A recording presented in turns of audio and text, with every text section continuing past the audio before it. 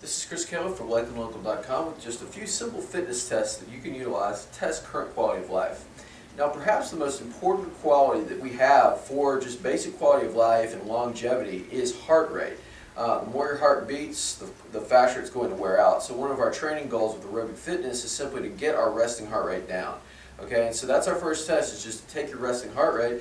In order to do so, what I want you to do is just put your hand on your wrist. Okay, what we want to do is find your pulse. Okay, find a clock. I'm looking at a clock here.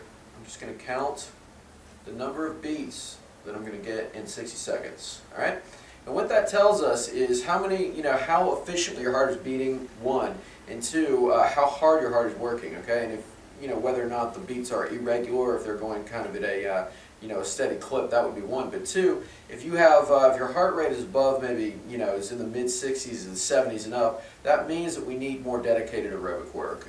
Some of the fittest people, some aerobic athletes are down maybe in the upper 30s in some extreme cases, but certainly in the 40s and 50s would be kind of the norm for athletes. What I shoot for with all my clients are mid-50s to low 60s. So that's something that we really want to look at and we want to train. So if you're in the 80s, 70s, 80s, 70s and up, that's a red flag. Okay, and we really need to look at that. The second test that we're going to utilize is a push-up test, just for basic upper body strength. All right. With that said, what I'm going to do here is I'm just going to give myself a target.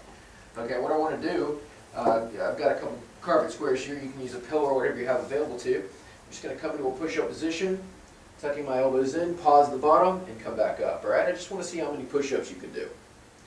If you can do 10 push-ups on the floor, that's a gold standard. That means that you have good control of your upper body, and we can begin to load it with movements like dumbbell presses, bench pressing, whatever you might do.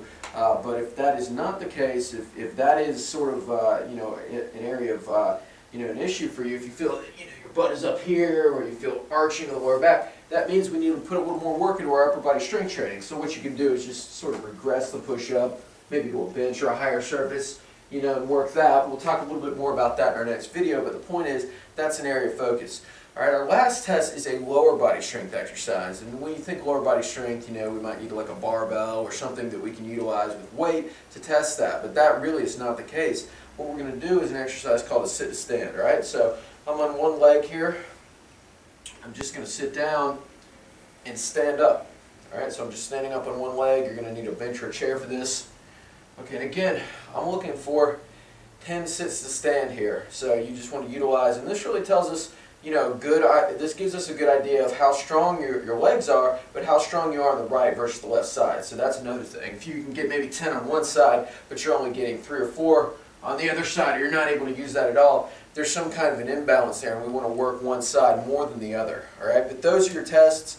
I like to retest regularly every month or so with my clients, just kind of get an idea of where we are with that, so we can know whether or not to load the movements, kind of where to focus our attention more so, and that's a good indication of how to set up a fitness program.